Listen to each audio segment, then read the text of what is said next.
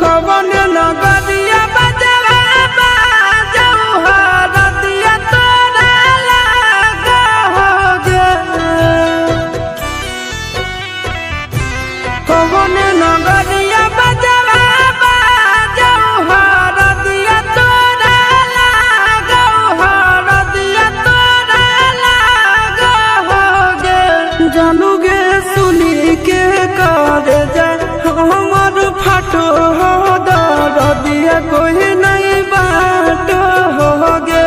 जानूगे सुनी के करे जा हमर फाटो हो दरदिया कोई नहीं बाटो होगे। पूर्व नगरिया बजवा बाजऊ हरदिया हमारा लागो हरदिया हमारा लागो हो रे।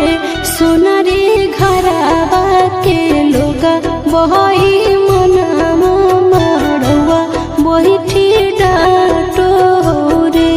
सोना रे घरवा के लोगा बहई मनवा मड़वा बैठी डाटो हो रे।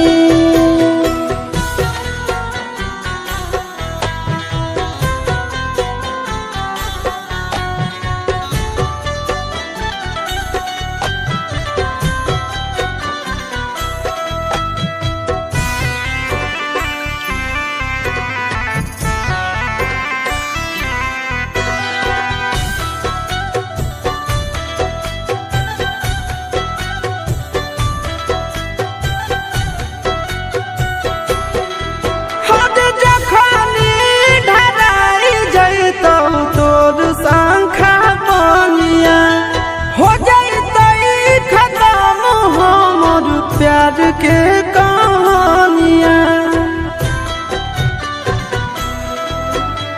बुझे मजबूरी नहीं है हमर कसूर रे। इहे शायद होते भगवान के मंजूर रे। काठ के करे जावा बनाइले नी दया नहीं आबोगे। जानूगे सुनी के करे जा हमर फाटो हो दरदिया कोई नहीं बाटो होगे। जानूगे सुनी के करे जा हमर फाटो हो दरदिया कोई नहीं बाटो होगे।